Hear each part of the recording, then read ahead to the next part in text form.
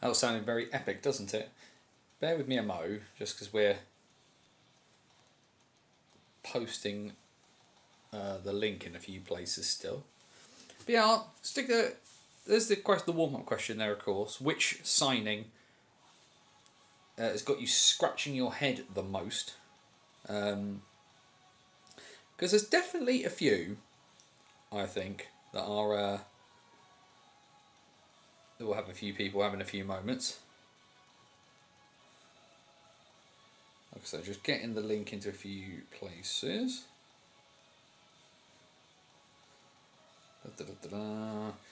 But otherwise, we've got a lot to talk about today.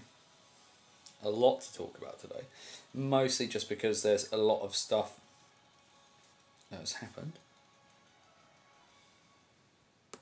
We will stop that there, I think, just because that's timed itself very well. There we go. People popping in ever so slowly as the link is going out. Hunt for 5. Having moved on from it. A fair shout, Tanya. Thanks for popping in as well. Love the logo. I can't quite tell if that's the clan logo or the Caledonia Steel Queens logo, but we rock, we roll. The Last Gen is a very Game of Thrones type. Yeah, not a show I watch, I must say. I'm not a big one for fantasy shows, it should be said. Either way, let's hit that button, because then again we are back. Hey, oh blimey, that's miles up in the air. Let's bring that down slightly. It's like when your granddad calls you on FaceTime and it's just like, hello, hello. Genuinely, because my dad struggles with technology, because when my dad, a lot of you know, my dad has Parkinson's, and so one of the things he struggles with is kind of the dexterity in one of his hands. So just every phone call on WhatsApp is like this. It's just so if nothing else, the hairline's still there. Hope everyone's doing alright. We'll just give everyone a few more minutes to get in.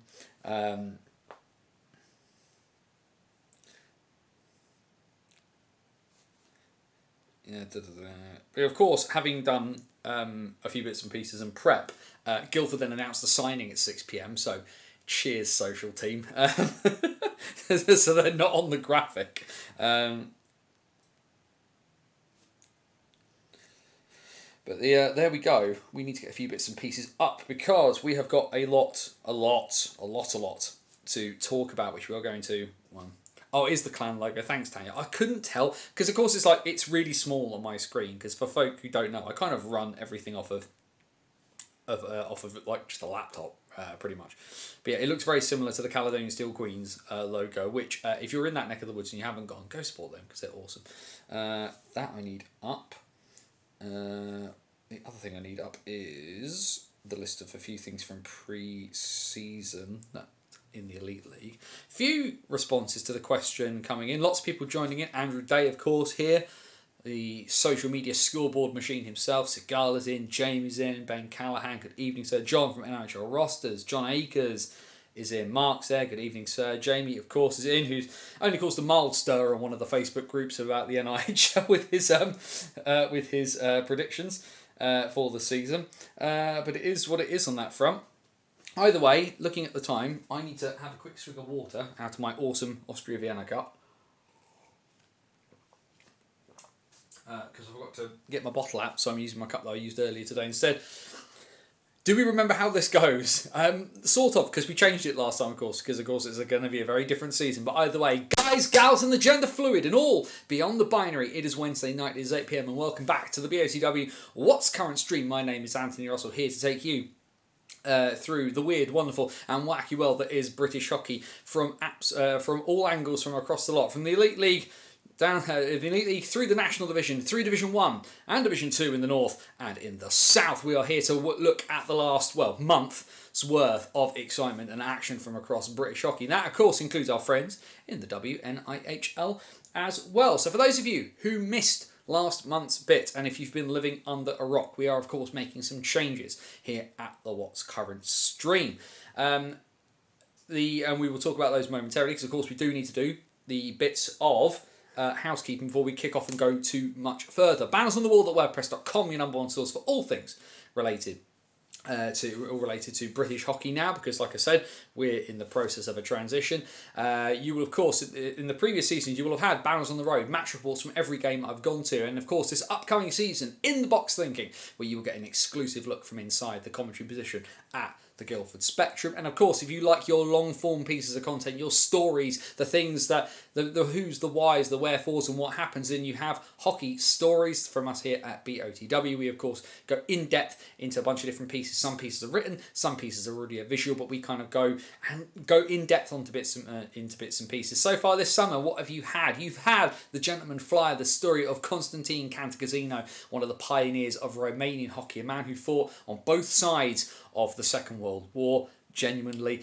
Fighter pilot, ice hockey player, refugee, all sorts of bits and pieces. Then, of course, we had From Terrier to Dragon, the journey of Jake Witkowski. So if you haven't checked that one out yet, our latest piece, of course, my chat with the former Boston University Terrier, former two-time National Division winner, and now currently the man helping to drive a bit of a revolution in North Wales with hockey at the Deeside Dragons. Go check those out. And the last 14 years worth of stuff over at bannersonthewall.wordpress.com. The other bit, of course, because I know I have a bit of a mixed bag of people coming in. Hi, Wednesdays during the season, 8 PM here on the BOTW YouTube channel. We just basically take about 90 minutes or so and we go through the last week's worth of stuff live and we chat about it, and it's great. And of course, the great bit about this is because it is live, you get the chat. Questions, comments, thoughts, feelings, anything you want to throw in as we chat our way through what's gone on in the last 7 days, or in this case, 28 and a bit days worth of stuff, then by all means do feel free. All we ask is that if you are going to use the chat, you remember the golden rule here at BOTW, and that is DBAD. Don't be a dick, be respectful of other people's thoughts and feelings, and we're going to have a jolly good time. Now, as I said, if you have been living under a rock, then you will of course have missed, otherwise you'll be aware of the news that Muggins here is transitioning in his role within British hockey. Of course, I will be the new match nights commentator on the live stream for Guildford Flames TV, which means that some of the stuff that I've done before is changing. The BOTW What's Current stream is going to be much more of a mixed bag, but we are not sailing straight towards the Elite League. No, no, no, no, no. We are not abandoning our home port of the NIHL, and that's what we're going to do. We're going to have a look at a little bit of everything: the Elite League, the National League, Division 1, Division 2, and of course we started making a bit of a home for news out of the WNIHL as well. Big thank you to Andrew Day for his help with those bits and pieces, and we are going to be talking about all of those bits today.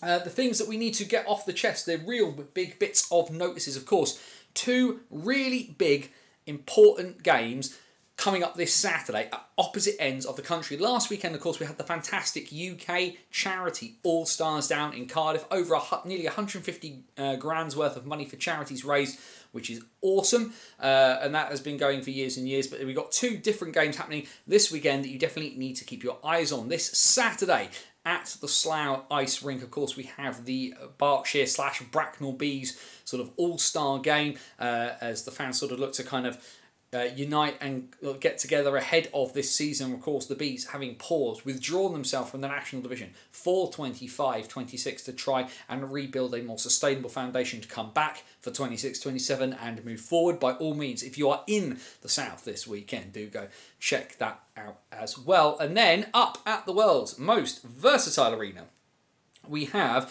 the Hull Fostering charity game that is happening at the Hull Arena this weekend. What I'm trying to do is I've managed to click a button and lose the details off of my that were on my phone and are now off my phone. So it is this upcoming Saturday at the Hull Arena. That's Saturday, the 2nd of August 2025. It is a 5 PM face-off at the Hull Arena. You will have the 2 teams. You have the Sheriffs taking on the Chip Spice Heroes. Genuinely, that's what they are called. There is a mishmash of folk. There is also, though, there's going to be a bunch of different ways to donate. If you cannot make it to Hull, and for some reason you are not going to Slough, there is going to be a free live stream of the game. Of course, there'll be tons of ways that you can get involved. There's bits and pieces that, you know, some fun sort of auctioning bits and pieces, raffles as well. They just announced in the last day or so there's going to be some signed bits and pieces from Eddie Hall, of course, big popular strongman competition competitor, big sort of strongman well known across these aisles. He's signed some stuff. There's going to be some raffle tickets for that on the day for a pound. As well. But like I say, it's all just about raising money for and raising awareness of fostering in Hull and that part of Yorkshire. Great cause, really, really important bits and pieces. So do make sure that if you can, to support those causes. If you've got some money that's going spare, burning a hole in your pocket, please do go donate. If you can't, and I always say this, if you don't have the money, don't donate if you can't afford to. That's absolutely fine. But if you can click a few buttons on your phone, share bits and pieces out, then please by all means do. I think it's really, really important. I've got some family members who are going through the fostering and adoption process right now in a different part of the country. And there's tons and tons of bits and pieces, tons of kids who could use and do with, from a fostering perspective, somewhere that could become a forever home, but somewhere to just keep them safe and keep them warm. And that costs money, and that costs energy, and that costs time. If we can lend some of that we've got to that, and there is no place more energetic when it counts at times than British ice hockey. So it is awesome that the guys in Hull are getting behind this. And if you've got some time and some energy, please do get behind that as well. It will be massively appreciated if you can. Either way, those are the big headline bits and pieces. Of course, there's been news flying out left, right and centre since we all last got together here on the What's Current stream a month ago, including my birthday. Now, annoyingly, of course, those of you who've watched the show for a long time will be familiar with the hockey shelf. Now, the newest things that I've got don't fit on the hockey shelf, so I am going to have to reach up behind me, up here, out of shot, because we have my new Jean Beliveau Funko Pop. Mostly just because I wanted a Funko Pop. I thought about Gretzky and asking for Gretzky, but I kind of wanted something a bit different. I've got a couple of sort of old Toronto bits and pieces. A few folk now. I've got the signed Johnny Bower card that's just here, and I've got a few other bits and pieces kind of sort of floating around. Old bits of hockey memorabilia, but I wanted something. I didn't have anything Montreal, and I think like Montreal being such a classic organisation, and loving having spent time in Canada, I thought having somebody from there from that bit would be really, really awesome. And of course, you will have also seen my Stigger table hockey table that I got bought, which was a bit of a surprise. I wasn't expecting it. I get asked to make a list every year because I'm awkward to buy for. And I stuck it on there as a joke, and somebody bought it for me. So that was going to be interesting. So we will. But I played it. Spent about an hour or so playing it with Nathan the other day, and it's amazing. It's so good, and it's made in such a good way as well that like no matter kind of where you go, like a player can play the puck, and you can actually do hockey like movements with it. It's even down to the little details. So that if you haven't seen the photos, they're on the Banners on the Wall X account. They're on our Facebook page as well. Like the boards are all proper adverts, and there's an ice surface with adverts on it. It's such a surreal thing. At some stage, if I can figure out how to do it, maybe we do a stream where we play it on stream and you can kind of all see it. But we will have to work that out, and that is a lot of technical know-how that I don't necessarily possess, but can probably find some people who can help me with it. Either way, awesome. Thanks for all the good birthday wishes, everybody. That was really, really good. That was this past Saturday. So I am old, is the bits and pieces. Let's have a quick look at the chat before we dive into things too far, so you can see a few bits and pieces popping up. So like I say, questions, comments, thoughts, feelings, chuck in the chat. It's a little bit freeform tonight, of course. We're going to be, the plan is as we've got it so far. We're going to have a quick bash through some of the bigger signings in the Elite League. We'll have a look at the returnees and the sort of transfers in. Same for the National Division as well. Who's returned to their clubs? What new players we've got moving around and stuff like that. We'll look at the bits and pieces from Division 1 and Division 2 because of course we have our fortified divisions now. We're not going to go to every signing everywhere. And the same thing, of course, we have a new structure and format for the WNIHL, so we'll have a look at that as well. Otherwise, we're just going to chat nonsense about hockey until about maybe 9:30. Sound good? Sounds like a plan to me. But let's have a look in the chat as to what we've got, because we did ask, our warm-up question was which signing has you scratching your head the most? We did have a couple. Tanya in the chat, who's a Glasgow Clan fan. Hunt for Fife have we moved on from Enforcer in the Elite League? Great for bums on seats, but sort of, and then the sort of the shrugging of shoulders emoji. Have you spoken to Steve Nightingale? If you aren't familiar with Steve Nightingale, strength and conditioning coach with the New Jersey Devils in the National Hockey League, of course, former Peterborough, former Invicta, former Haringey goalkeeper into the bargain, who worked with Hunt in China in the KHL before Russia started another aggressive war.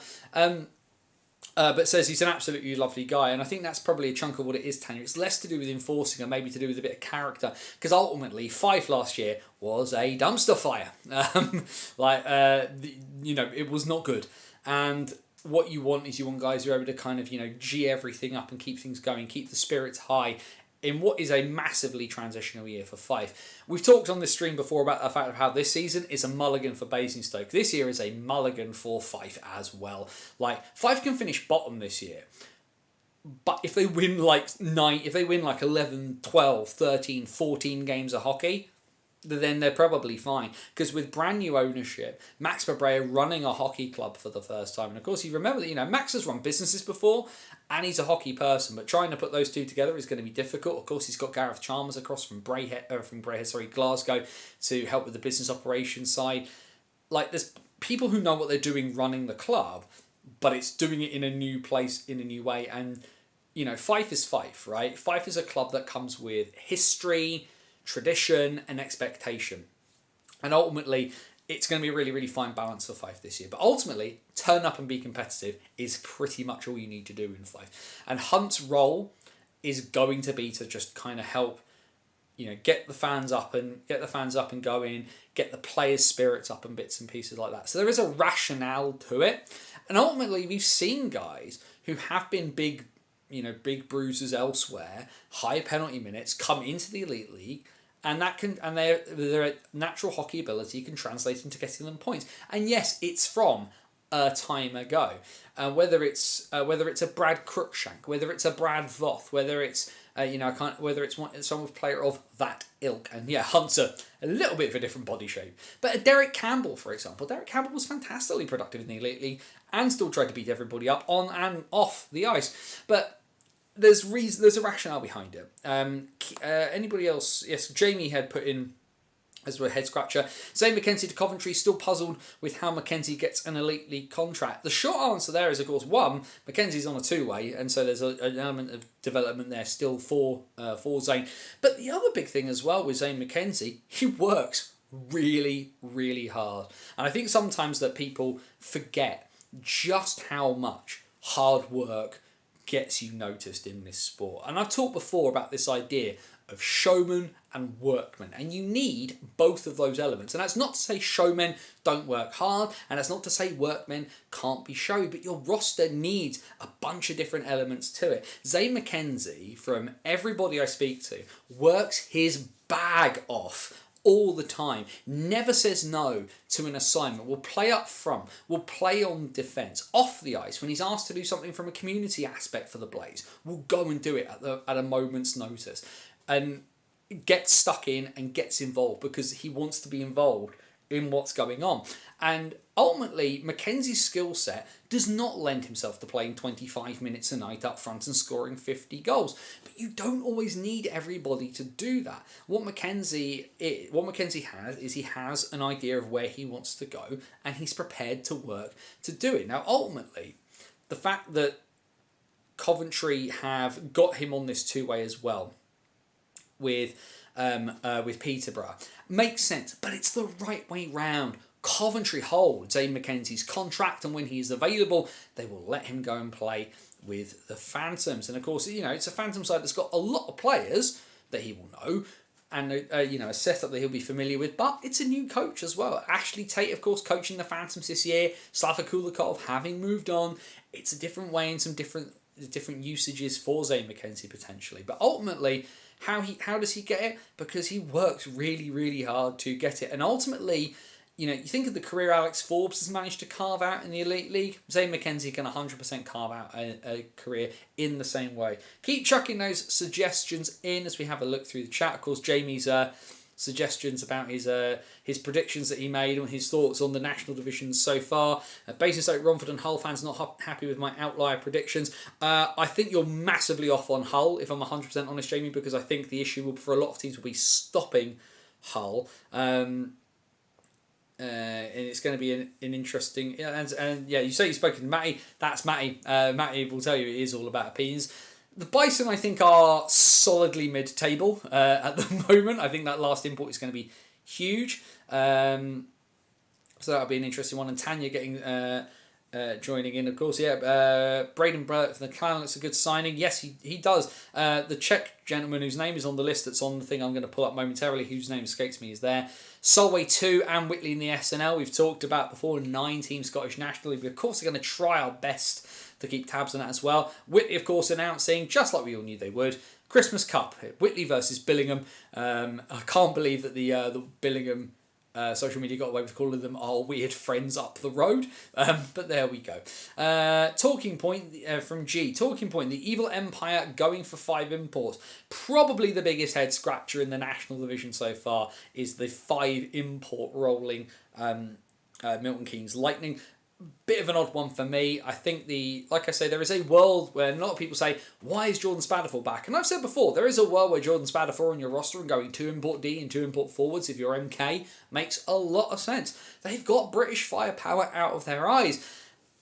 MK look a bit different this year and a bit odd. It speaks to me of maybe one of their imports is not going to be 100% available all of the time, and having an extra person around is going to help them on that front. But otherwise, it's literally just about keeping everybody fresh and up to speed, and just giving Tim Wallace some options on that front. 6 of you include Tim. Yes, 6 of you include Tim. Nudge, nudge. Wink, wink. We won't mention that one later. Either way, what we will do, he says, is just double checking, of course, because as always happens on this show, sometimes somebody will announce something somewhere, generally, and it will ruin our flow as we're doing these bits and pieces. We'll just double check. No magic signings out of nowhere. What we will do, so I'm going to press these buttons here. I'll press these buttons here. And what we'll do, we're just going to have a quick bash through some of the signings. So what I've done, we've got on screen at the moment is in the last month or so, these are the announced contract extensions in the Elite League. Now, I appreciate on your phone, going to be a bit hard to read. On your big screen, might be a bit easy to read, but we're not, like I say, we're not going to go super massive in-depth into every single one of them. But let's just pick out a few of those really big and interesting ones. Rumzal Gabai not going to be there all the time due to work commitments, which was one I wondered about as well, Jamie. It should be said, Dom Gabai does have a job down this end of the country, and if nothing else, at least Josh Kelly will give him a lift somewhere. But yeah, so here are, from the last month or so, the last contract extensions out of the Elite League, and a lot of familiar names, it should be said. We've obviously talked about Zane McKenzie, Lucas Sheldon back, Jackson Whistle back with Belfast. Brett Perlaney's returning back to Cardiff for another season, I think is a really, really good signing. Really interested to see how a lot of those guys who are holdovers from the Pete Russell era will now fare under under Paul Thompson's stewardship in Cardiff as well. Andrew Dixon back for the Belfast Giants because, of course, he is. Kieran Long back for Belfast because, of course, he is. The two, of course, that people will probably notice on there that will immediately leap out to me is the return of Josh Crawley and Noah Kehrainen. Kehrainen suffering from quite a bad leg injury, broke his leg at one point during 24-25, so glad that he is going to be back and rocking and rolling. What I saw of Josh Crawley when I saw him last year, fantastically impressive young man. Pretty certain we will see these young men getting some time with the Storm, at least in pre-season. I've mentioned we will see more of them out and about in the National Division over the next sort of 7 to 8 months. How much time they get with the Storm in Elite League play remains to be seen, but of course those midweek fixtures will do the business there. Brian Diffley back for the Sheffield Steelers, of course. The Steelers look incredibly strong at the moment on the basis of it. But of course, a lot of the noise has been out of Belfast. Of course, they started late with the Hosp Ice game and the jersey retirement and testimonial for Adam Keefe meant Belfast have been firing them out left, right and centre. Of course, a few names, of course, not coming back, we know, for Belfast. One of which, of course, is Jeff Baum, announced today that he is leaving after 4 years. Mark Cooper, last season's captain of Belfast, title-winning captain, not back. He has retired from hockey. We, of course, wish them the best as they move onwards to other bits and pieces. So in the last month or so, lots of good names, maybe not so much in terms of blockbusters, in terms of the names of who has returned to their team. What we do is now there's a lot more transfers in, and like I say, apologies if on your screen it's a bit short. Like I say, it'll be fine on your telly. But what we got here, so this is the start to the middle of July of the new players kind of coming in. A few names, of course, that people will definitely be familiar with. The big one coming right at the beginning of July, of course, Brandon Whistle leaving the Sheffield Steelers to go and join his brother over in Belfast. Definitely one that a lot of people are going to find really, really interesting. I know I'll be keeping an eye on that one as well. As you can see there by the bottom as well, Sean Comrie new to the Guildford Flames. A few bits and pieces flying about there. Ethan Haddon returning back to Scotland and back to Fife after time with the Atlantic Coast Academy. There's just some really interesting names of bits and pieces of people that have come up there. Belfast getting in Alexis Gravel, who sort of deputised last year for the Adler Mannheim towards the end of the season, coming in to sort of be with Jackson Whistle as that part of that net-minding duo. The other big thing that we notice from here is a lot of some of those names leaving Coventry. Coventry, if you didn't get the chance to watch the Blaze last year, chaotic masterpiece of fun. But a few names, of course, have scuttled away from the Blaze. Brandon Alderson, really active and offensive power play weapon for them. Terence Amorosa has left to go play for the Herding Blue Fox. And there's a few other names in there as well. Nick Seitz, of course, a big loss for the Blaze, not just because they lose him, but he's gone and signed for the Sheffield Steelers into the bargain as well, which is a bit of a kicker. There we can see, of course, Garrett Hunt. We talked about him coming across from Jegs Medvedchuk over in Hungary. And then Coventry, though, like I say, lost a few pieces, but definitely twiddling with a few bits and pieces. Artem Buzoberia, he says, hoping that's going to come in. Good evening, Dylan. I've just seen join in there. Brian Lemos, former very brief Guildford Flame, now with the Nottingham Panthers. We'll see whether he lasts a bit longer this time around. So into the second half of the names that are sort of floated around. Sam Jones from Guildford to Belfast is an interesting one for me. I like it as a move for him personally. I'm fascinated to see how he gets used. I think the issue with the Flames last season, apart from the fact that Jones himself got injured after coming in from having played from Corona Brasov in Romania, and of course that's a name on everybody's lips today with Matt Myers signing over there as head coach. But I think the issue with the Flames is that Jones ended up being used quite high up the D pairings and at times did find himself a tiny bit exposed, but I think a chunk of that as well was positional play from everybody else, less so much about him, although he did get absolutely skinned by Tim Doherty in the playoff quarter-final for an absolute beauty of a goal by Doherty, it should be said. And then, of course, we've got the news, the bits and pieces that have come out in the last couple of days. Sam Ruffin joining the Coventry Blaze today. He spent time in the ECHL and SPCHL the last couple of years. SPHL, sorry. Gareth McFadden, a big signing, big news that one, as he joins the Belfast Giants from the Innsbrucker Higher in the Ice Liga. Jared Hilderman helping complete the Nottingham Panthers defence, which of course doesn't mean it looks like that Quinn Wickers is not back for the Panthers. Reid Irwin joining the D-Corps of Belfast in the last couple of days. And then this is Ryszard Jaruszek joining the Glasgow Clan from Kladno in the Czech Extraliga. I'm fascinated by this signing. This feels a bit boom or bust a little bit for the Clan, just because he's not the youngest of guys, but if that works, could be a really big solid move for the Clan. I'm really interested to see how they pull that one off. And as we see, Fife pulling in, changing off a few bits and pieces, a few guys who stuck it out last year. Lucas Chiodo, his hung around for quite some time off to Asiago. Olivier Leblanc heading back to North America, and the fantastically named Tahoe Night Monsters of the ECHL. WHL. But either way, we've got some really solid pieces for all teams moving around. I am particularly excited, and I'm sure our friends from Milton Keynes will be as well. Ben Solder returning to the Elite League full time, and obviously now going to be on the blue line at Guildford, so I get to watch him week in, week out for the next few months. Fantastically excited for Ben. I think Guildford's a really good spot for him to kind of do this. Probably stepped up to Manchester a little bit too early, and probably needed a bit more time to kind of play at a lower level and kind of dominate before stepping up. And yes, he's going to be the seventh guy or the sixth guy for the Flames, but. I've said to a few people, and I'll say it out loud here, sticking with Travis Brown, sticking with Jamal Watson, and just bring him on and let him run, because there was one thing that we need, and it's solid defensemen and solid British defensemen in the Elite League. Let's get him doing that. Richard Jurasek, a Devon Sidoroff recommendation. Not a big surprise on that one. Like I say, I'm really interested to see how he does. Kaidi, yes, looking forward. If you are coming to a Flames game, you do need to come and say hello. That is a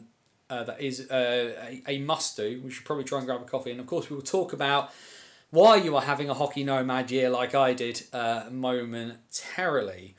What we'll do is we'll click some buttons. So we'll move out of the Elite League into the National Division, and the just looking from elite prospects at the contract extension bits and pieces in the last month or so. Some big names from like I say, from a head scratching perspective for a lot of people. Jordan Spatterfall back with MK, and a few names also back on that list that people may not necessarily been expecting to see. Tanner Butler back for another go around with the Bristol Pitbulls, and of course, interestingly, of course, because this is the first half of the month. Also, I was like, hang on a second, I thought I'd done this as one graphic. That's my fault. I've done it as two. But yeah, first part of this month in the National Division, a lot of familiar names. Not some of the big heavy hitters, although big heavy hitter came at the beginning of the month. Jordan Headley back for another go around with the MK Lightning for sure. And then the back half of this month, and like I say, certainly over the last couple of days, there's been some very big names on that front. Good to see Mr. Scutts has joined us, of course. Congratulations to Joe, the new voice of the Basingstoke Bison, which is fantastic to see. Because it was on the last screen, Harry Thomas back for the Bristol Pitbulls, and so is Tommy Napier. The Bristol Pitbulls netminding duo back once again. Napier even changing his number. Goalkeeper in 89. Bit of a strange one. But hey, everybody loves Tomasz Malazinski apparently. But otherwise as well, Milton Keynes, James Griffin coming back. They kind of kept everybody dangling on a little string at the Thunderdome as to whether he would return. Not lots of news out of some of the heavy hitters for that sort of early part of the month. Leeds, of course, have got some of their bigger names out already, and getting in some of these sort of younger guys who are going to be a little bit more on the fringes. Danny Harrison, and Dara Spafford in particular. Really excited to see this young man get some more opportunities at National Division hockey. Has looked really good in D1 over the last couple of years. But then, and sorry Bristol fans, Mason Lips's return is definitely not as big and interesting as the one that is at the top there. And I cut this graphic, of course, before Tyler Watson was announced as well. But Ryan Wells is back for the Swindon Wildcats, massively rumoured to be heading elsewhere. And ultimately, Swindon managed to swerve everybody. Ben O'Connor and Ryan Wells. That is probably going to be your first power play unit, defensive unit, if you're Swindon. Hello. Wellsy, yes. As I say, if you want more on Ryan Wells, you can tune into the first 75 minutes of the next episode of Macca Talks Hockey, because Lord knows that Jack and Charlie love him as well. I am fascinated by Swindon, mostly just because, again, the quality of the player is never in question, but how they're used in the tactics is always going to be the head scratcher for me, because again, How are Swindon going to play? Exactly the same as they played the last couple of years. I hope everybody in Swindon enjoys every team visiting them playing 5 men in the neutral zone. Graham Hamilton, good evening, good sir. Obviously, been very active recently with bits and pieces with 4,000 and counting. And of course, Graham presents the Blackburn Hawks Hawks Talk podcast. Do make sure you go in and check on that. Dunbar moving on from Solway is interesting to see how he goes. Yeah, John Dunbar joining Bristol is an interesting one. Him and Jake Bricknell, of course, will kind of be that 1-2 punch up front for Bristol this year. Of course, no news as to what Bailey Harewood is doing with himself. But certainly as a 1-2 punch between Bricknell, who certainly put in all the goals last year for a lot of goals in last year for Swindon, and Dunbar, who's a really good kind of who's a good sort of setup man. It's going to be interesting. Of course, Solway have completely changed their import setup for this year for the most part. Olivier Arsenault, the only returnee, but yeah, I'm also quite interested. Bristol themselves are arguably the most fascinating watch of this because, of course, Bristol, as I said, Basingstoke, it's a mulligan. You've had no rink for 2 years. Doesn't really matter what happens on that front. Bristol have been bottom for every season they've played in this division. So, how do they change that? How do they get away from that? Can Bristol qualify for the playoffs? Becomes a big question for them. It's scary that Swindon D, says Jamie, and I don't disagree on that front. But like I say, the issue is not individuals and it's not the quality of those individuals. It's how it all works together, how it all pieces together. And of course, the new import who's come in. The chap who's signed for them today, and that's just because I did get some bits and pieces on him earlier. Tyler Watkins, no relation to Tommy, of course, but he looks. I mean, everybody's talked about Logan van der Merake, and has not unreasonably been very impressed with him. Watkins looks like could be one that people sleep on a little bit. 4 really solid years with Union College in a good conference in NCAA, and not the greatest of seasons last year, it should be said. The top scorer on his team, yes, his team won 6 games all year, but hey. Spoiler alert for Tyler, you're going to win more than 6 games this season. You might win 6 games before you make it out of September, the way Swindon look. With Leeds kind of hitting the refresh button and MK making some interesting recruitment choices, are Swindon moving out of that potential echelon into that title contending echelon? Immediately your brain kind of thinks yes. However, we will kind of see on such fronts. The other big bit of news, of course, that's on this screen, that's from the second half of the month, and one that people were excited about to see, and one that generated a lot of discussion: the return to Romford of Sean Miller. Andrew Schufelt moving on, Reed Morrison moving on, but Miller back as part of that import quartet for the Raiders. Of course, we'll see Adam Lashram return. As just a player, with Jason Buckman now as the first team coach on that front.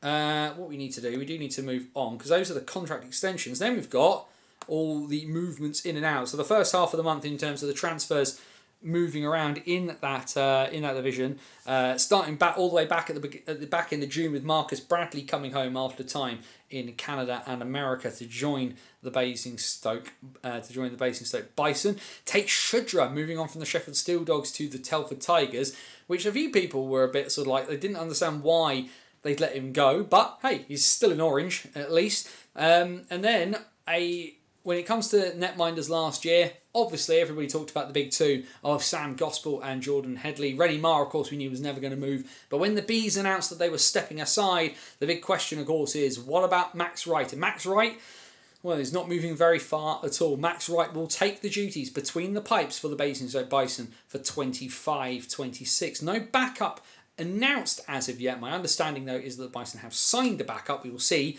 as and when they get announced. We'll figure that one out as it comes.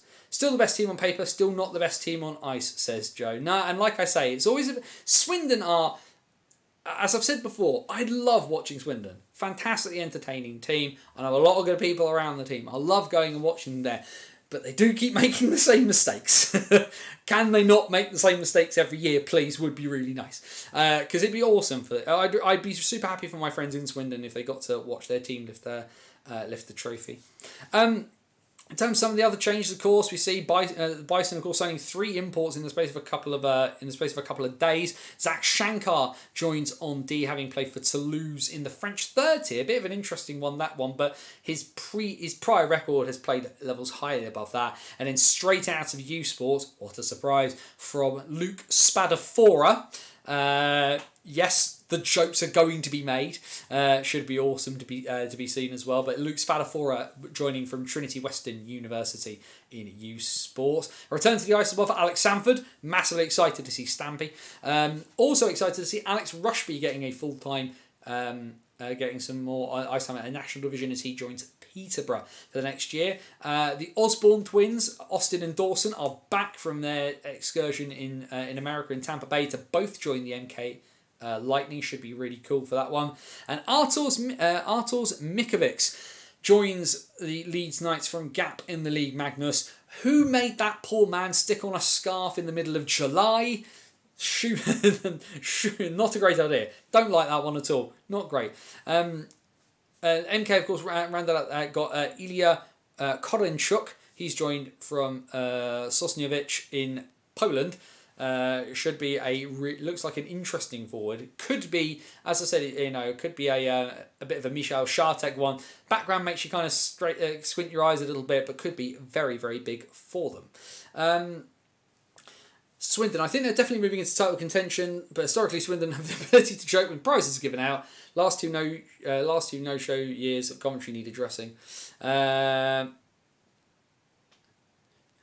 I think Ben makes a good point there, though, Jamie. That, like, having backed through that a rink, getting to Coventry was kind of on it. This year, on the other hand, yeah, they probably should have done better in that one. I was going to mention something else there, and it's leapt out of my head. Yes, that is it from the first part of the month. Was Ethan James, having been said he would not be returning to play, and of course Cody Cece, not Cody Cece, Cole Cece announced as playing in goal for the Raiders for this year. Ethan James, the new coach of the Romford Buccaneers, and talk about a stacked net minding issue there. So if something goes wrong with the Buccaneers net minding in D1, you've already got Max Van Mullen, our graphics lad, who's understandably not made any graphics for me so far. He's currently training in the off season, and also Sonny Phillips. If something goes wrong, Ethan James can just put the pads back on himself and crack on with that. Should be interesting for sure. And then there we go, Tyler Watkins, the latest announcement into the national division there, as well as some others from the back end of this month as well. A third team in 3 seasons for Callum McGill. He moves, having gone from Solway to Hull, he now goes from Hull to Bristol. And as we mentioned there, Logan van der Miraka, having joined from the Evansville Thunderbolts in the SPHL. Derek Osick as well, for having joined from the SPHL, having played for the Knoxville Ice Bears, new into things at Solway. A lot of people interested in how Andreas Kale will do, back with the Sheffield Steel Dogs, not an import, British trained and part of the Steel Dogs for this season, having played in North America for the last little while. Mikey Power back in the National Division, a really successful little period of time with the Chelmsford Chieftains now back in Raiders colours. And a lot of people quite interested in Jonas Laudenmar, having joined the Sheffield Steel Dogs from having played the last good chunk of time in the Mestis, most recently with Yorkshire Pay. He looks very, very good. They obviously kind of had that sort of split and had a Finnish import last year in Elmeri Helfors. Maybe was not quite as effective as they was hoping he was going to be, and so this time they've got to fit in with a bit more experience, a bit more nous about him, and a lot more play in that sort of high Mestis level. Yes, a lot of people have said that the quality of domestic Finnish hockey has started to tail off ever so slightly. A lot of people are not massively convinced by the Liga at this stage. But when it comes to the comparison between the national division and the Mestis, this is not something that anybody is going to sniff at. That four set of Sheffield imports looks really, really good. And I think a lot of people will kind of wonder, with guys coming in and out of the lineup, are they going to be as effective? Well, whatever Slava Kulikov and Jamie McElroy have managed to cook up between them, that is a very, very impressive set of imports. Just want to very quickly get up Sheffield Steel Dogs. Just want to get up the Dogs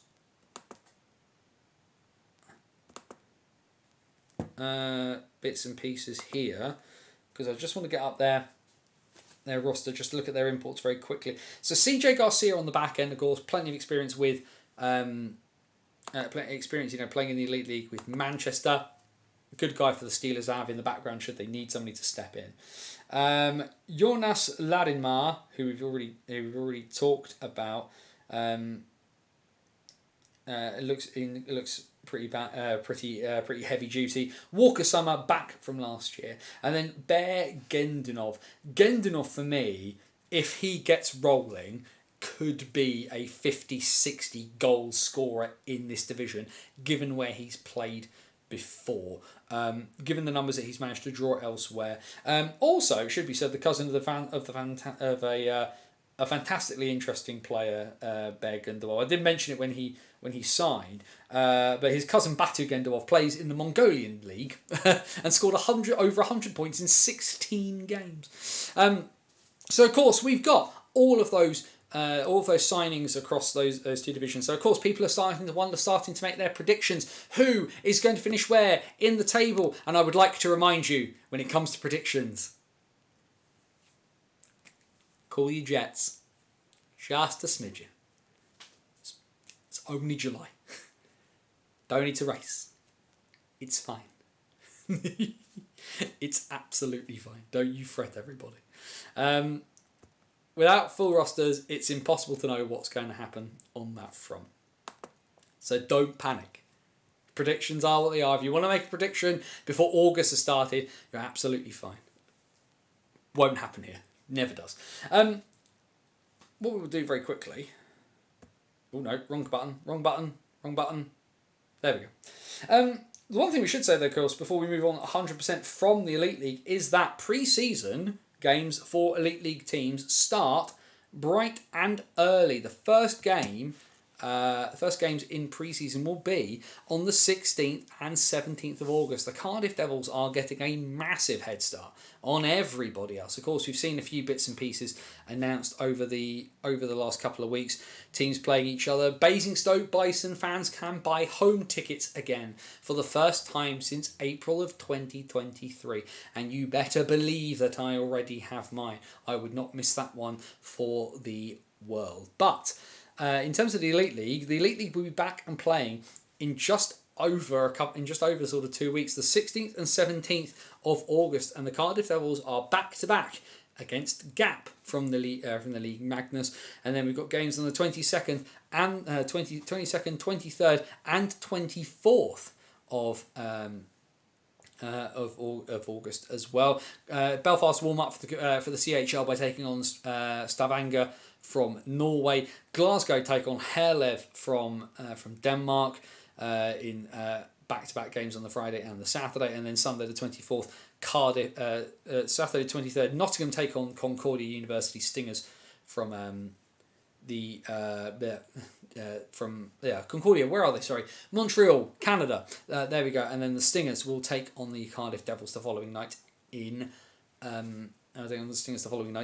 the NIC. And before that point, we will have the August off-season special before we get rocking and rolling, which means we will chat once more before I make my official sort of debut start as the full-time Flames person. Because when is our next one? The last Wednesday in August is Wednesday the 27th. So the week of the bank. So Monday is the bank holiday, is the 25th. We will be back on Wednesday the 27th of August. And that will be the beginning. We have the mini tournament in Germany too, yes, but that's later on, Tanya. That is later on. The Warrior tournament, if I'm right, is the 6th and 7th of September. So we will have a show before that point. Ben has also just mentioned something. Yes, that there has been announcements out of the Manchester Storm today. They came after I made my graphics, so cheers, Manchester. Jace Gledhill and Tyler Delabatouche, who are signed on this year with the D-side Dragons, are both now on 2-0 to the Manchester Storm, allowing Manchester a bit of goalie depth, having some British backups who can kind of go in and take a few bits and pieces. Tyler, of course, sort of had a bit of a, sort of burned out a little bit and disappeared out from Bristol, has taken some time off, got himself sorted out. He's going to be at University in Manchester this year, and we'll be playing mostly for D-side, but is also going to be training alongside the goalkeepers at the Storm, including as well Jace Gledhill. Jace, a little bit younger, both netminders, of course. Massive amounts of potential on both ends. Really fascinated to see how this kind of works out. I'm sure Storm fans and fans from across the Elite League will get to see them warm up at some point across the season. Lightning also getting a head start of everyone in the National League, playing commentary in Tilburg. Indeed, Jamie, but those are after the next show. That's why we're not talking about them yet, because we'll talk about the things that happen when we get to them. So there's going to be hockey to talk about. The 27th of August, I'm commentating on a game on the 30th. It should also be said as well, because I've had a week off work, so I've basically spent a lot of time starting a lot of prep. Because what I'm wanting to try and do for myself is I'm trying to get ahead of myself a little bit. So I'm at a position now where I have done all of my prep for Guildford's first pre-season game against Le Gothique d'Armagnan. And I've got all the stuff ready to go already. All I need to do is now fill in the bits and pieces about Taz Berman and a few bits of numbers and stuff like that. But I've got stats done. I've got my info packs and bits and pieces like that done. It's quite strange, but my idea is to try and get to the fact that they've got Cardiff to play and Nottingham to play, and there's going to be guys coming in, week out. And rather than trying to do everything at the end of August, I'm trying to do as much as I can now and ahead of time, so that by the time teams are kind of coming up in the schedule and Guildford are playing them for the first time, I don't have to kind of do everything all at once. And it's new for me having to do it every week as well. Massive thanks to John O'Bullock. It's been a huge help where he's shown me some of the templates and bits and pieces that he's used, and I've stolen a few bits from him that are good and that work for me, and changed some of the bits that don't on that front. It's been massively helpful. Really appreciative of the help and support I've had from some of the other folk that I know who are commentating in the Elite League, and of course all the bits and pieces I've been taught by everybody else along the way. People like Joe Scutts, people like Matt Udall, people like George Perrett. Talent borrows, genius steals, as I've always said. So it's going to be really good. Fantastic to see those goalies getting elite training with goalie coaches too. I don't know who Manchester's goalie coach is off the top of my head. Tyler has been on the cusp for a while. Has obviously trained with Cardiff for quite a bit when he was down at Bristol. But everybody speaks really highly of Jace. I think the big thing for Tyler this year is the fact he's just going to get a lot of game time. I think that's what he needs. Thank you, Tanya. Much obliged on that front. We've still got a little while to go. Oh, apologies.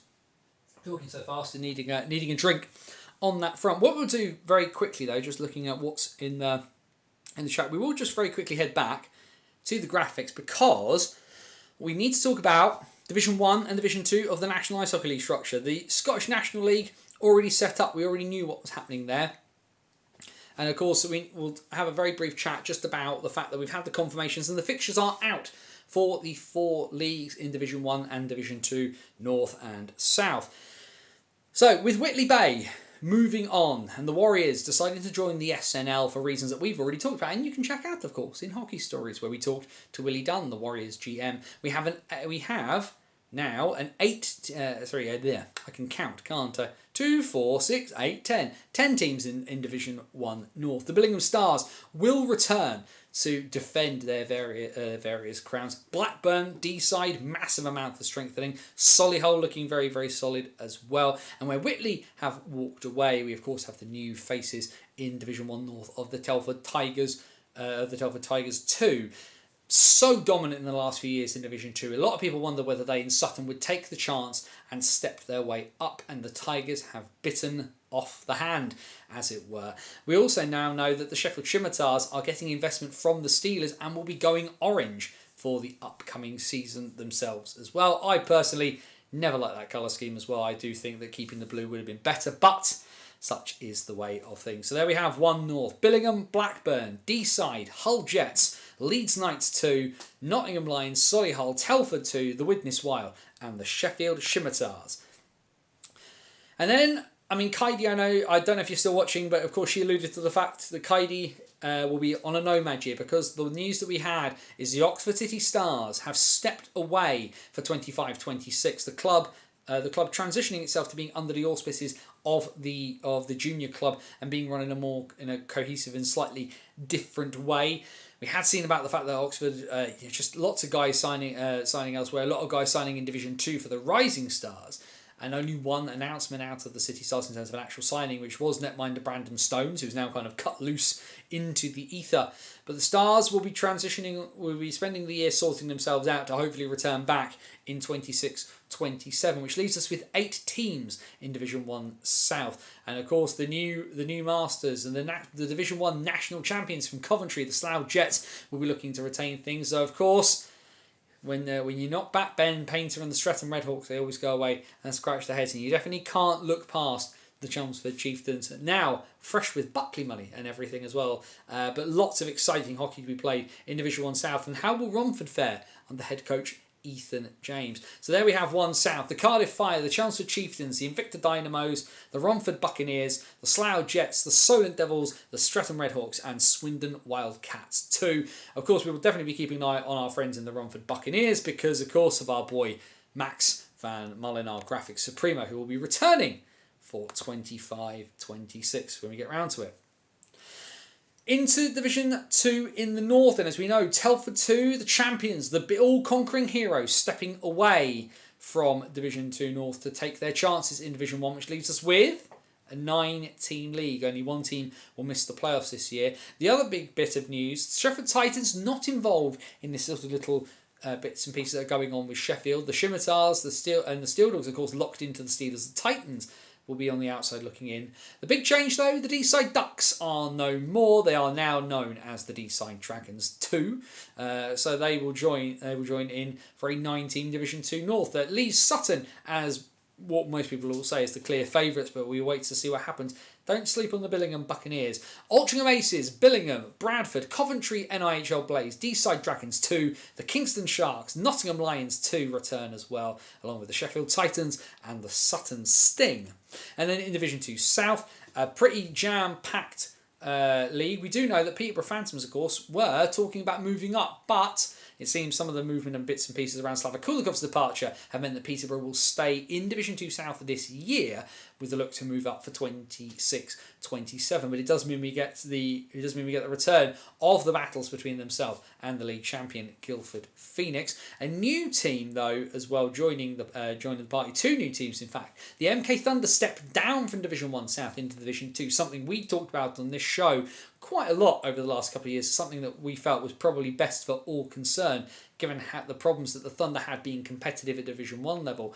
They now have a chance to make a statement in Div 2 that they are here to cause some problems. And that massive junior system that has bred so many good players for the Slough Jets in Division 1 have a new place to try and hone their craft. The Slough Spitfires join Division 2 South, playing out of the Slough Arena. Be prepared to see some really exciting young prospects under the new coaching setup there. So 2 South means we have Bristol Pitbulls 2, the Cardiff Canucks, Chelmsford Warriors, the league champion Guildford Phoenix, the Haringey Huskies, Invicta Mustangs, our friends the Lee Valley Lions, the MK Thunder, the Oxford Rising Stars. So there will still be senior men's hockey at the Ox Pens this season. Peterborough Phantoms 2, Slough Spitfires, and the Solent Junior Devils.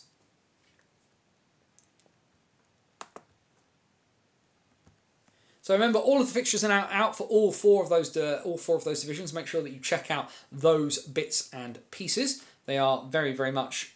It's going to be a fascinating season in the various divisions. Really interested to see what happens in One North now. Telford coming in. Blackburn look incredibly strong. And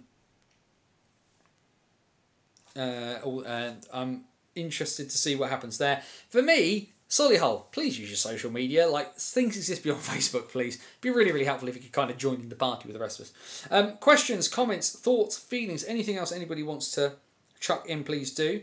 I need to get out my notes and bits and pieces like that because we are going to be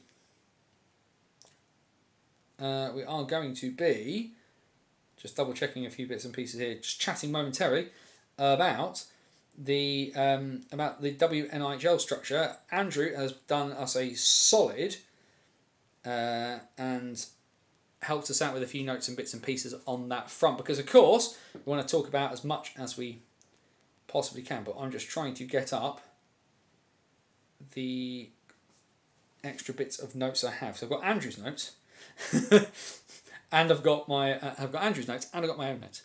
Used to watch hockey. Used to watch the Medway Bears in the 80s. My first introduction. Followed the Invicta Dynamos now too. Yeah, and Carl Lennon's such a nice bloke. Kev Parrish as well, the owner. Unique character, but I should say, like Invicta as a club, whenever I need to chat to them about anything, super friendly, super helpful. Do enjoy chatting to them about bits and pieces when the time comes. So what we've got, we'll just click some buttons then and get back to it. Let's just quickly go through and have a look. We'll talk about that in a second, Jamie. Just have a quick look at the structure for the WNIHL then for the upcoming season. We'll bash through this as quick as we can. So, the one thing that we do know is there is a slight change of course from the end of last season. So, 24-25, Solihull won the league, Queen Bees won the playoffs, and the big bit of news was the Bristol Huskies promoted to the Elite League. So at the women's playoffs,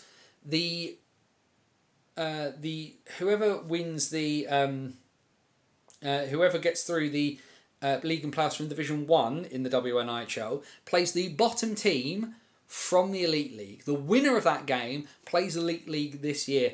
Bristol beat the Kingston Diamonds, and that has sent the Diamonds down to Division 1, and the Huskies are playing top flight hockey out of Planet Ice Bristol. So if you are down in the southwest and want to see the highest level of hockey action you possibly can do, the WNIHL Elite is there alongside the Pitbulls to check out on that front. So the Women's Elite League. Bristol Huskies, Guildford Lightning, the playoff champions, the Queen Bees, the Solihull Vixens, last year's league winners, the Streatham Storm, and the Whitley Bay Beacons are in the Elite League for this year. Division 1 in the North is another six-team setup. As we know, the Kingston Diamonds are there. They are alongside the Caledonia Steel Queens, the Nottingham Vipers, the Sheffield Shadows, Solway Sharks Ladies, and the Widnes Wild Ladies team as well. Women's Division 1 in the South then has the Cambridge Kodiaks, the Chelmsford Cobras, the Fire Bees. That is the second team from the from the Queen Bees setup that used to be based in Bracknell. The MK Falcons, Streatham Storm 2, and the Swindon Top Cats.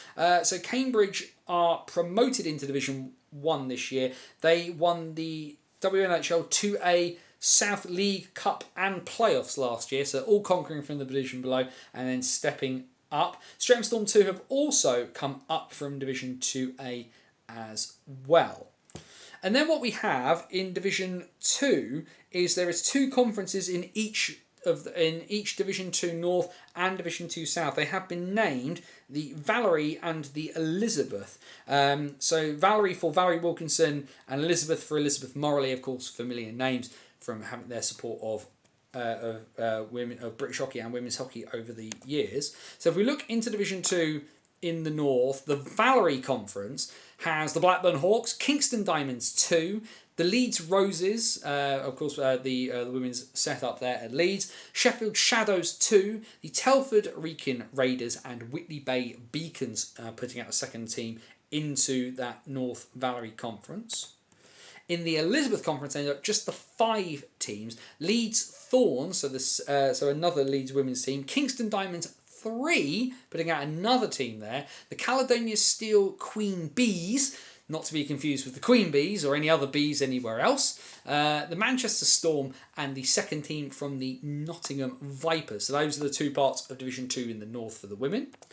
In the south, the Valerie Conference in the south is then made up of 6 teams. I'm just going back to my notes from Andrew. The Cardiff Comets, who dropped out of Division 1, they are now in South 2 in the Valerie Conference here. They'll be playing alongside the Chelmsford Pythons, the Haringey Greyhounds, the Oxford Midnight Stars, that's the women's team, the Slough Sirens, and the Solent Amazons.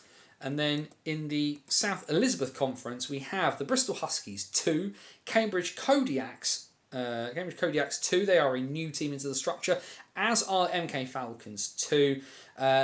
Coventry Phoenix, the Invicta Dynamics, it's their second season, and a return as well for the Lee Valley Vampires. The thing that we do know is from the women's senior hockey, 2 teams have stepped away this year from playing. The Grimsby Wolves and the Peterborough Phantoms women are not icing for 25-26. They will look to return at a later stage.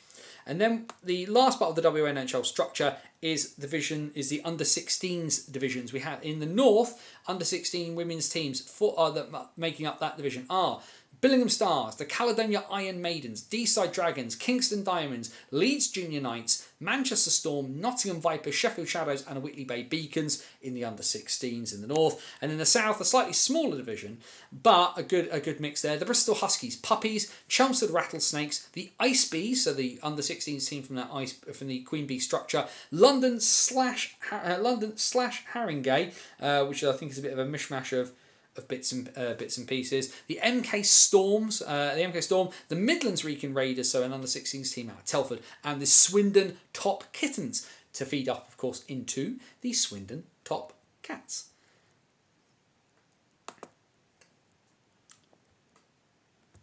So plenty of awesome bits and pieces there. Just having a quick look as well through through anything else Andrew sent me. Of course, there was the recent Sheffield Shadows summer tournament, which was won eventually by the Kingston Diamonds. They defeated the Sheffield Shadows in the final by 3 goals to 2.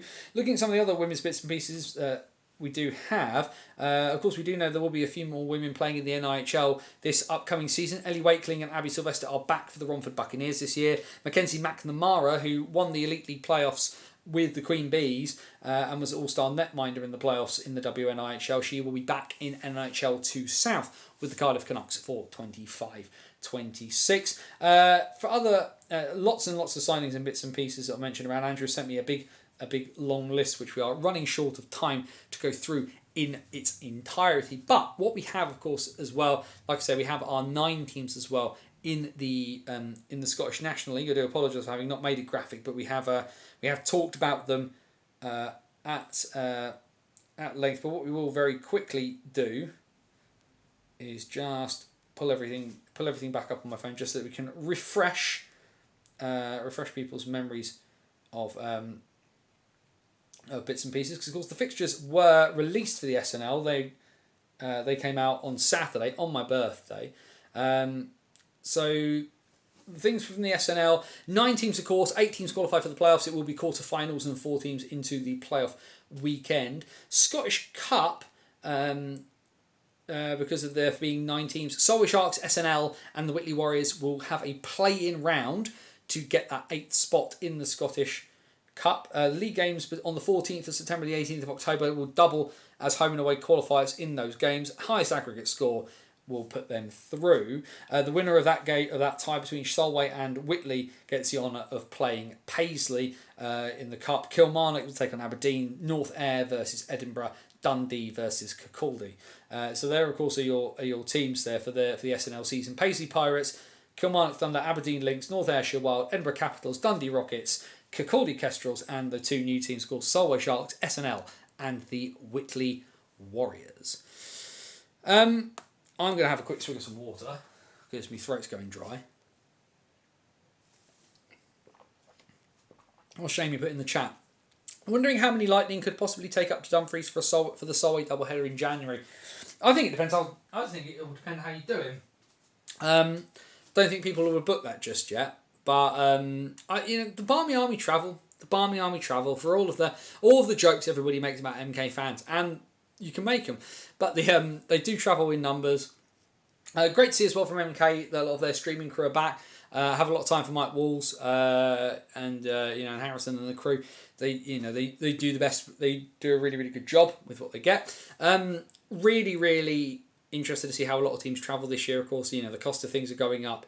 Double headers are what they are. I think they are important. Really interested to see how Solway fans travel down. I have had a couple of Solway fans asking me, do the Bison let drums in? And the short answer is, I don't know, because we don't even know if the rink's going to be properly open on time. They tell us it is, and I've got myself a ticket. So I'm hoping it's open on time. And Planet Ice has said it's going to open kind of like in stages, as it were. So we should hopefully at least be able to kind of get in the building, and there not be much in the way of refreshments. But we will figure that one out as we go. We've kind of hit all the big notes. So what we'll do, if you're not familiar, throw open the door. Questions, comments, thoughts, feelings, anything else anybody wants to chat about hockey-wise. So let's just talk about it. Put your questions in the chat. We'll throw out and have a chat about a few bits and pieces that have happened elsewhere. Anything you want to talk about, let's just talk about it, really. Lots of news flying around from other bits and pieces. Of course, Nicholas Backstrom, whose contract with the Washington Capitals finally expired, having not been on the ice for 2 years, now back, seemingly, and is going to be playing for Brenas, the club that he came through as a youngster. He has got a 1-year contract with an option of a 1-year extension for him. Personally, as a Cats fan, just massively excited to see Nicholas Backstrom back on the ice. One of the finest ever players in the history of the franchise. Hopefully will be a first ballot Hall of Famer when his time finally comes. Of course, for qualification into the Hockey Hall of Fame, you have to have not played pro hockey for 3 years prior to being eligible for nomination. For me, I think when Ovechkin retires, I think they will forego they will end up foregoing the nomination process because of his beating of Gretzky's record. I think Ovechkin will be automatically in as soon as possible. Backstrom, I think, will have to wait, but Backstrom should be a Hall of Famer. Cup winner, absolute machine of a human being. Hoping to make the trip down to Basingstoke on November the 1st when Lightning play there for the only weekend game in Basingstoke this season. Yeah, a bit of an odd one that, but it is what it is on that one, Jamie. Should be a good tie. I'm obviously looking at what games, because looking at the Flames fixture list, of course the Flames have weekends where they are just not around. Whether it's the doubleheaders in Belfast and going up to Scotland for other bits and pieces as well. So there's a few weekends I've got free. And I'm looking at potentially what I do with those, it should be said. Might do an excursion, one of them. Otherwise, I think I'll probably just have pop into Basingstoke and just go see people. Maybe have a sort of a potter around and go see somewhere else. It kind of depends what's going on. It's the short version. Well, I've got one in October, and I think the Bison are playing the Steel Dogs, so I will more than likely be at that. But I will be there for the first night, for the night back, because for people who know me, know I am a man of faith. You can call it coincidence, you can call it luck, you can call it whatever it is. But the fact that the first game back for a Basingstoke Bison side after what will be like 800 and something days is on a Friday night. Weird, because that's not traditionally Basingstoke hockey time. But the fact I can go is, I won't lie and say I felt quite emotional about it, about the availability that I can go. The question is, what was I going to do? And I'm very much going. I have my ticket. My ticket is bought. I know some people have had issues buying tickets, but I have got my ticket. There is a bottle of beer. And for those of you not familiar about it, we will quickly bash through the story here. Because we're obviously not a million miles away from it, but we'll tell the story now so that you can get it in your brains for next time. At the end of the 22-23 season, when it was announced the Bison were not coming back, of course, everything happened as it usually does. The season ended, everyone had the end of season stuff. Now, before we knew the Bison weren't playing, I said to myself, I never go to the end of the season, I should go for a joke, because no one will expect me to go, and so it'll be funny if I do go. So I booked myself a ticket and I was going to go. And then, of course, it got announced that what was happening. And I obviously helped out with a lot of bits and pieces on the social media side for the Bison for quite some time. I did the game night updates. I did stuff on, occasionally did stuff on Facebook as well. And I did the shows on Spaces Live, as it was on X for a bit. And as a thank you for being a volunteer and doing all these bits and pieces, I got given a crate of Budweiser at the end of the season. Always quite funny when they always gave it to Keith Johnson, because Keith is teetotal and has been straight edge since he was a teenager. But I got given a crate of Budweiser that I stuck in the back of the car. And I'm not a big drinker of Budweiser. I'm a beer snob, right? And I just, you know what? Casual beer for the summer. I stick a couple in the fridge, have one when I feel like it, kind of thing. And over the course of the summer, that got whittled down and whittled down and whittled down until eventually I had one left. And I looked at this bottle of beer and I couldn't open it, because it kind of meant that the last thing I had from that had been such a big part of my life for so long, was going away, and I didn't want to do anything with it. And so I said to myself, and I wrote at the time that bottle of beer is going to stay. I'm not going to touch it until either the Bison are officially done and written off and we are no more, or they come back. And it has sat in the corner of my kitchen since April of 2023. And we are now on the 30th of July, 2025. And we are approaching just over a month from opening that bottle of beer. Apologies, because I'm getting a bit emotional talking about it. But it's obviously odd, and it's obviously weird timing, of course, with everything that's happening and the stuff I've been able to do and what I'm going to be doing with Guildford this year as well, and not being able to be a permanent part of it. And I've talked about that, and I don't need to talk about that anymore. But the fact I get to be there, and I get to just be a fan. I don't have to be wrapped up in everything. And that's not that, I've helped out the club with a few bits and pieces and I will continue to do so, but that I get to just kind of go to that first game and just watch it, unless something goes catastrophically awry and I have to help with something. But the fact I get to watch it and just get to be there, and I can kind of let this new adventure kind of overlap the old, is no bad thing. So here is what I'm going to do. And I'm going to say it now, and I will say it the next time we meet as well. That this bottle of Budweiser that is there, and is, I'm pretty certain, out of date, I will invite you all, if you are there, to meet me outside before doors open, and we are going to crack open that beer, and we are going to toast what was, what is, and what will be. And we talked about it for a while, that Basingstoke never dies, and so I think we actually need to kind of say goodbye to what came before it, and the weight and the struggle and the stress. And yeah, it might just be I'll get some plastic cups and I'll remember to have a bottle opener, and we'll just share out some of that. It's one 330ml bottle of beer. It's not going to go very far. I don't think the loaves and fishes bit works quite as well on cheap American beer. But if you want to come and join me on Friday the 5th of September before doors open, then come find me, and we'll toast something actually happening, in British hockey. And yeah, the wheels ground really slowly, but they went in the end. And we got to come back. Maybe not all the way back just yet.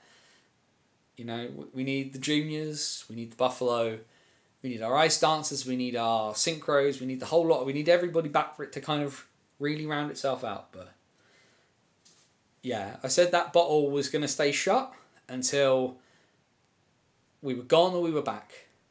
And if we're going to be back, then I can't think of a better way to do something with that than to share that with everyone in that moment before we all go off on a new adventure. And some of it is together and some of it is apart, but it'll be awesome. And I think we all, after waiting 2.5 years, I think we'll have earned a drink, don't you?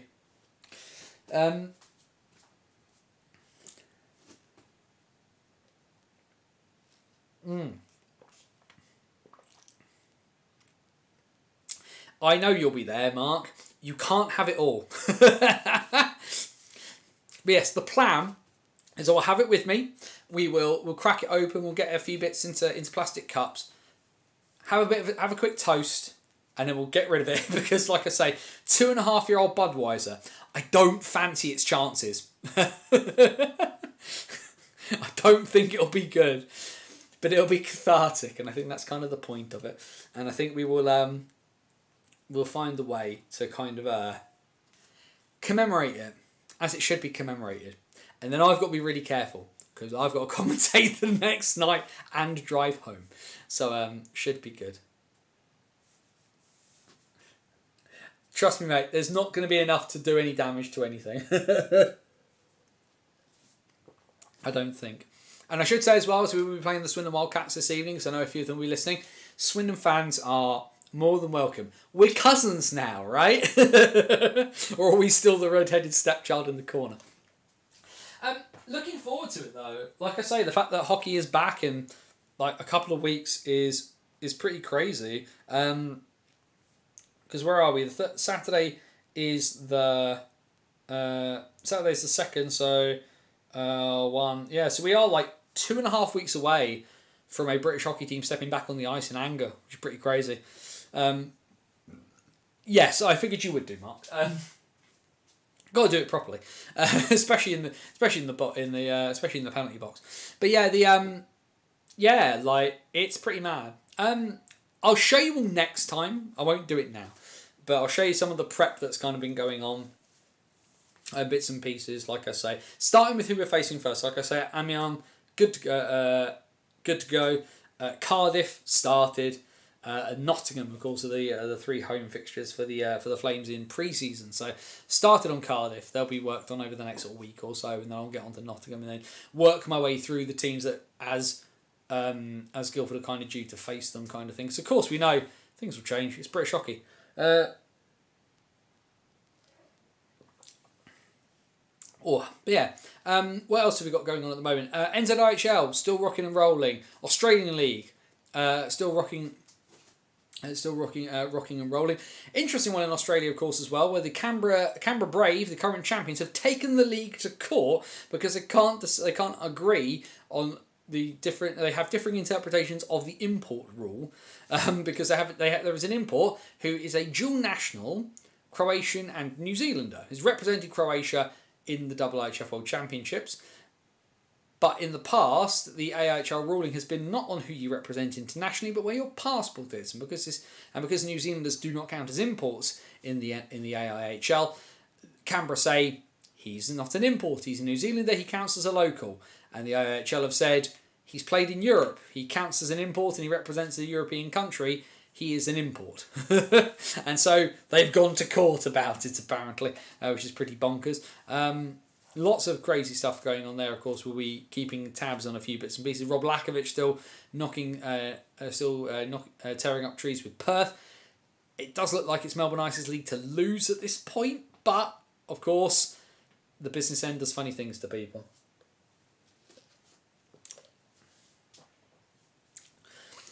But yes, we're nearly towards the end of our time. Questions, comments, thoughts, feelings, stick bits and pieces in the chat now before we finish off. I will have a quick squiz through and make sure I haven't missed anything out.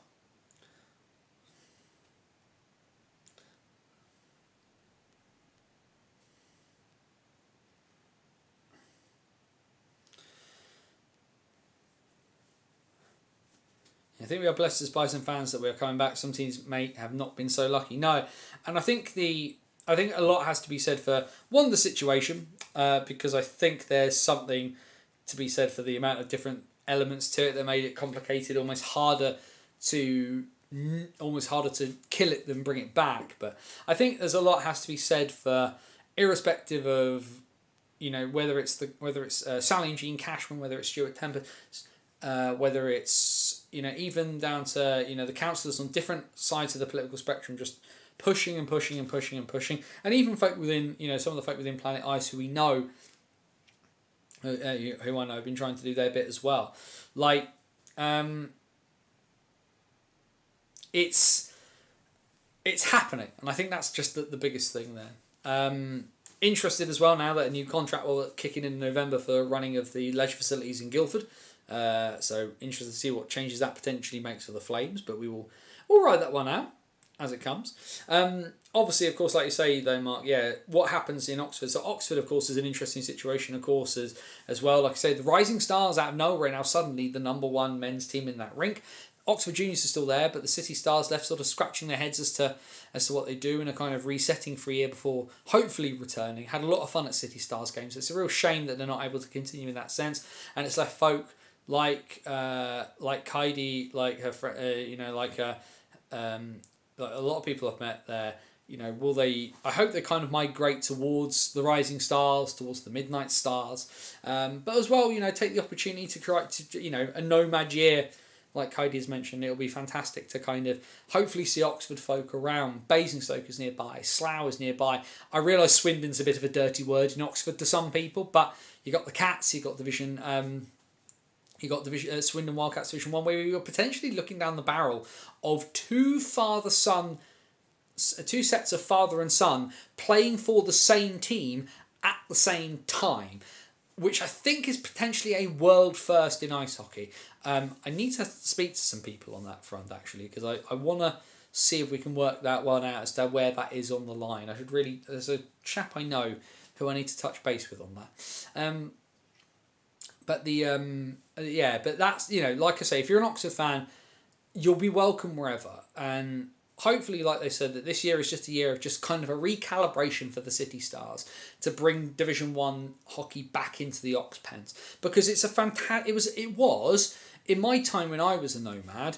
It was one of my favourite nights. It was one of my favourite places to go. Unique place with a bit of charm to it.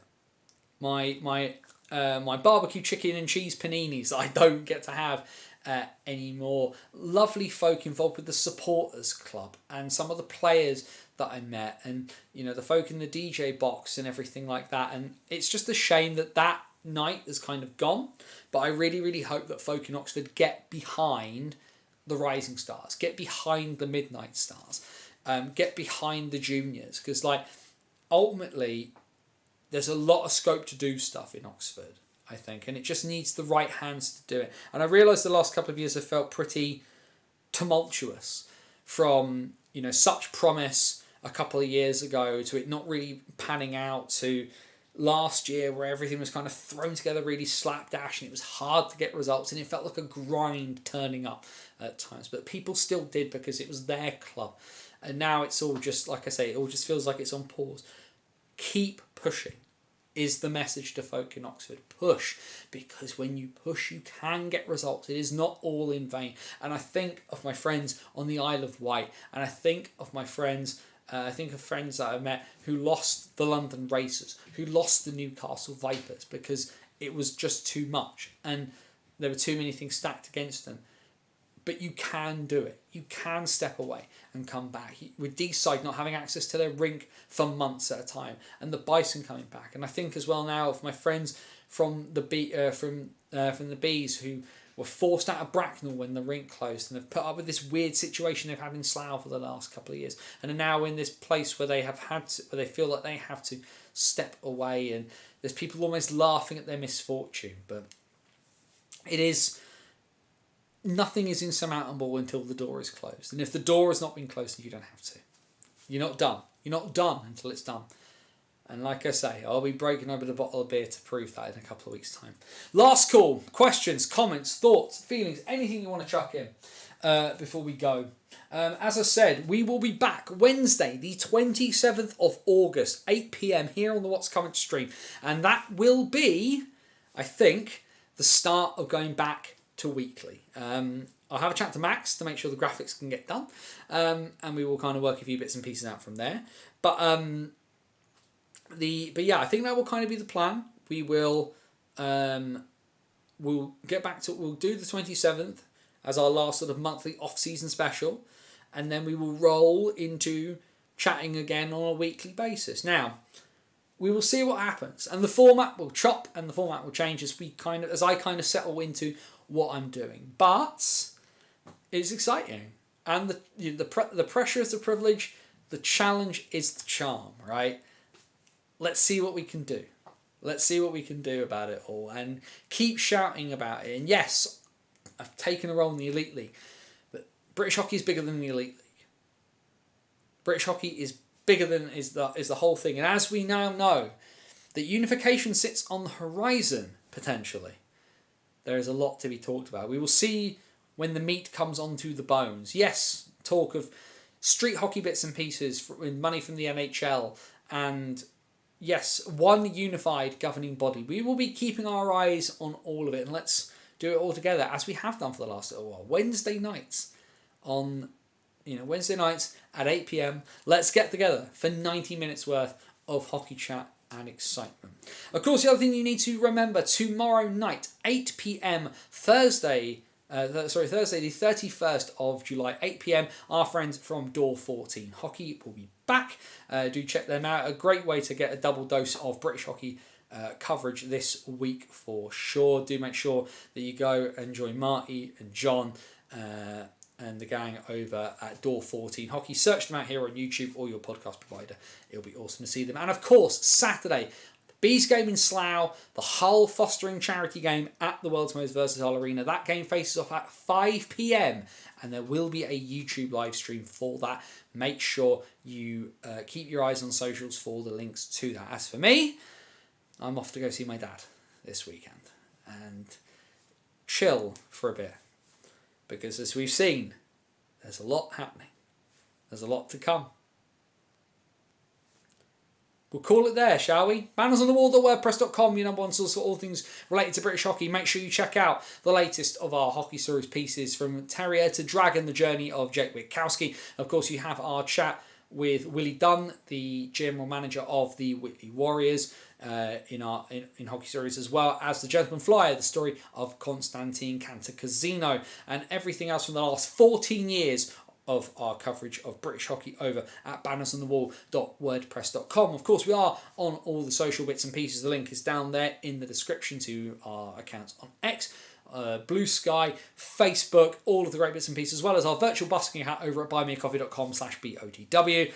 Never going behind a paywall, but as ever, if you like what you do and you want to help keep the wheels spinning and the lights on, please do go chuck us a coffee's worth over at buymeacoffee.com/BOTW. That'd be massively appreciated. And then, of course, the joy of being on YouTube. Down there in the description, the links to all of our socials, as well as all the good bits. Hit the subscribe button, like the video, share the video, keep that algorithm hamster happy, fat and fed. It'll be massively appreciated. And of course, like you said, we will be back in a month, and then it'll be every week to chat about the best of British hockey in the way only we can here at the BOTW What's Current stream. And breathe. I bought a Basingstoke Bison ticket for the first time in 2.5 years. I get to talk about hockey every week. Man, am I blessed. I had a really good birthday on Saturday, and I spent the time with my wife and my son, and I was just struck by just how ridiculous my life is. That I stand in front of a load of bookshelves full of my hockey nonsense and talk to you, and we talk to each other about hockey. And I had a moment on Saturday, just being really terrified of what was to come, but I'm so excited. There's bad still, but there's going to be some good. And I'm kind of looking forward to walking that journey with you guys and kind of discovering what can and can't be done over this year. It's going to be great fun. I'm really blessed to be able to do it with all of you guys. Be happy. And if you can't be happy, then wherever you are, please do whatever you can to please be safe. As my friend Scotty Woz would say, take care of yourself and somebody else. For bannersonthewall.wordpress.com, this is Anthony Russell saying stay safe. And so long till next time. Wednesday the 27th of August, we will be back. And then, after that, we'll be back and ready to do it all over again. Have a good night. See you in a month.